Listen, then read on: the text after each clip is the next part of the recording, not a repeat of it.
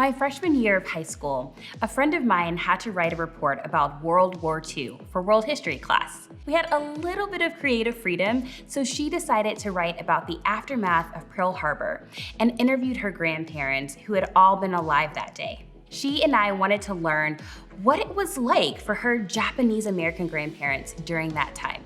As you may have learned in school, on December 7th, 1941, the Japanese Navy attacked the US naval base at Pearl Harbor in Oahu, Hawaii, which caused the US to declare war on Japan and join the Second World War. Out of fear of espionage, the US government rounded up Japanese Americans and forced them to what we call internment camps. Between 1942 and 1945, around 120,000 Japanese Americans who called the United States home were held at these camps. But this isn't just something that I know about from history books.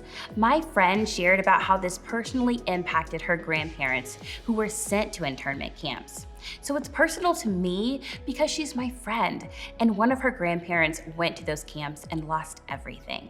Her grandma was detained in one of those camps, and instead of being able to start college, she never got the opportunity to go after the war, which affected her for the rest of her life. And her dad's parents?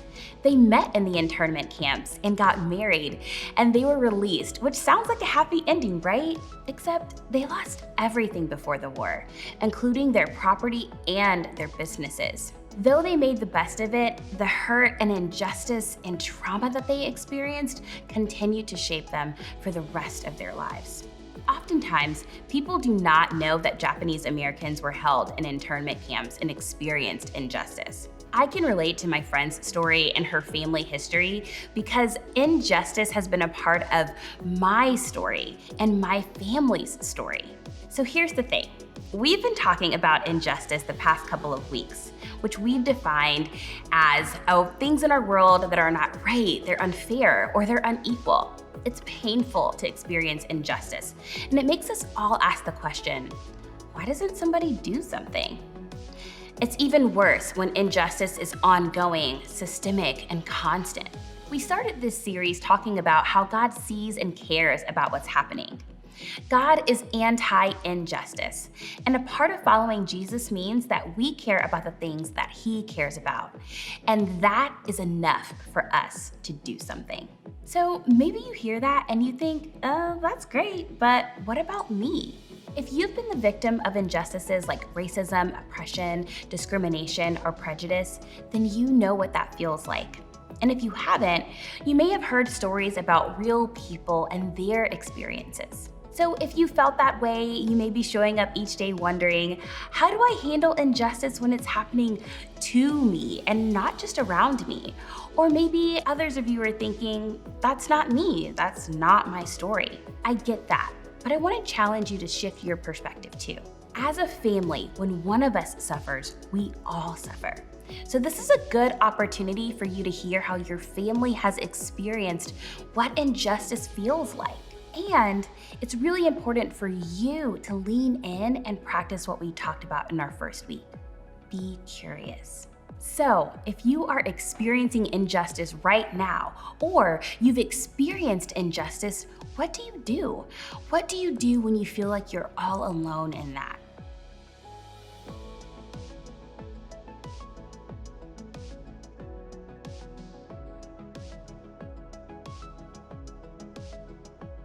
With that in mind, I want to tell you a true story about three guys and what happened to them. There was a Babylonian king named Nebuchadnezzar who was very powerful, and he conquered and captured Israel. And one day, he built a giant golden statue that stood 90 feet tall and ordered everyone to bow down and worship the statue whenever they heard certain music playing. If they chose not to do as he ordered, then they would be thrown into a blazing fire. The Bible tells us that there were three Jewish men named Shadrach, Meshach, and Abednego who were worshipers of God and refused to bow down to the statue. You could probably guess that the king wasn't thrilled by the news, and so he ordered Shadrach, Meshach, and Abednego to be brought to him. He gave them one more chance to bow down and worship the statue when the music was played, or they would be thrown into the fire. But these 3 men stood their ground. They believed that God could rescue them. And even if he didn't, they were devoted to God and did not fear death. What an incredible example of courage and faith. So of course, the king is enraged and orders the fire to burn 7 times hotter than usual. Shadrach, Meshach, and Abednego are tied up and thrown into the fire. The furnace was so hot that the soldiers who threw them into the fire died simply because they came near the flames. Now look, I get none of us have been thrown into literal fires recently, but I think we can agree that this feels unfair. And many of us do know what it feels like to be treated unfairly, to be discriminated against for our skin color, to be treated like we're less than because of our family's socioeconomic status, to be held back because of our gender, or considered less important because of something we have absolutely no control over. And if you've experienced this, you know it can be scary and frustrating and sad. And so while in the furnace, I'm sure they felt all of those things. Now, let's continue with the story. I want you to see what happens next after they were in the fire. Then King Nebuchadnezzar leaped to his feet in amazement and asked his advisors, "Weren't there 3 men that we tied up and threw into the fire?" They replied, "Certainly, Your Majesty." He said, "Look, I see 4 men walking around in the fire, unbound and unharmed, and the 4th looks like a son of the gods." And Nebuchadnezzar then approached the opening of the blazing furnace and shouted, "Shadrach, Meshach, and Abednego, servants of the Most High God, come out, come here." So Shadrach, Meshach, and Abednego came out of the fire, and the satraps and prefects and governors and royal advisors crowded around them. They saw that the fire had not harmed their bodies, nor was a hair of their heads singed. Their robes were not scorched, and there was no smell of fire on them. Now, there are many Bible scholars and researchers who have opinions about this story and who the 4th man was in the fire. Was it God? Was it Jesus? Was it an angel? Or was it someone else? I don't know the answer, but one thing is clear. In a moment of extreme injustice, they were not alone. God did not abandon them or leave them to suffer on their own. In the same way, you are never alone when you face injustice. Let that sink in. When you experience injustice, you do not have to face it alone. God cared about Shadrach, Meshach, and Abednego and made sure that they were not alone in their suffering or their injustice. Did things change eventually? Yes. Did the laws change as a result of the injustice? Yes. But don't miss what happened even while they were suffering. God cared for them. And in the same way, God cares about you and does not want you to be alone when you face injustice.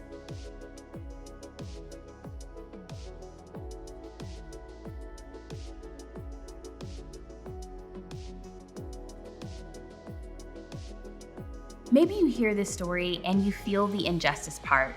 Maybe you are so tired, so hurt, so burned by things that you've experienced that you don't know where to turn.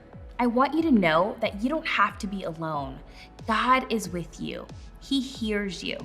And if you are processing that for the first time, or you just don't know what to do next, here are some steps for you to consider.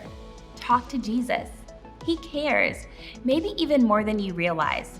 Share your feelings of frustration, confusion, or hurt. Remind yourself over and over that you are not alone.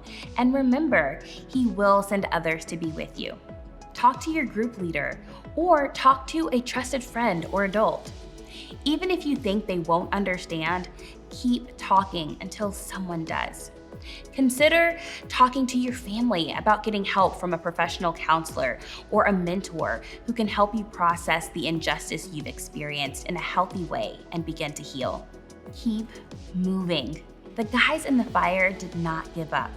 Let's be honest, you shouldn't have to do anything about the injustice that's affecting you. Others should step up. Generations older than you should have figured this out by now. It's unfair. All of that is true.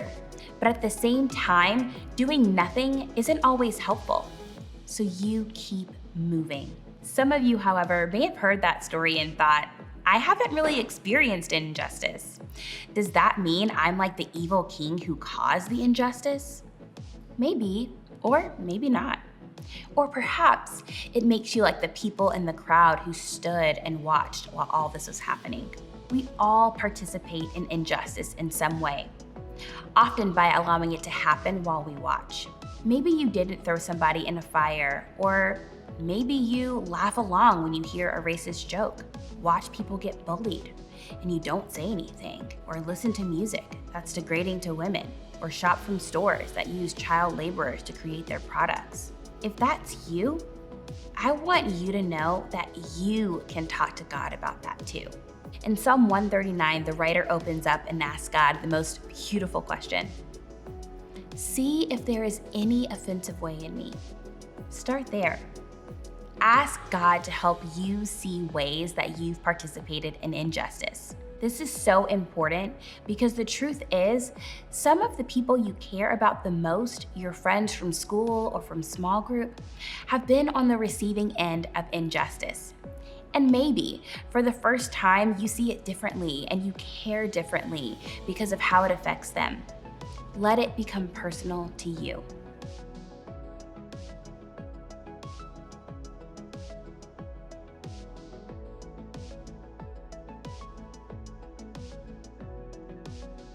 When injustice happens, it is painful, but you don't have to do something alone. Not only is God with you, but so are the people in your small group. That's why we have small groups. We want you to have a group of people who are for you. We want you to have a group of people who are listening to you, praying with you, and learning from you, and cheering for you. In your small groups, the conversation you have today has the potential to be one of the most honest, personal, and important discussions you've ever had. If you've experienced injustice, think about how you can let the group know that you need support. If you haven't experienced injustice, think about how you can listen and genuinely care for someone in your group. This may sound like a lot right now. I get it. Even if you don't talk to your whole group tonight, I hope you'll talk to your leader. They signed up to do this because they want to be here for you. And maybe today they can be a real human reminder that when you experience injustice, you don't have to face it alone.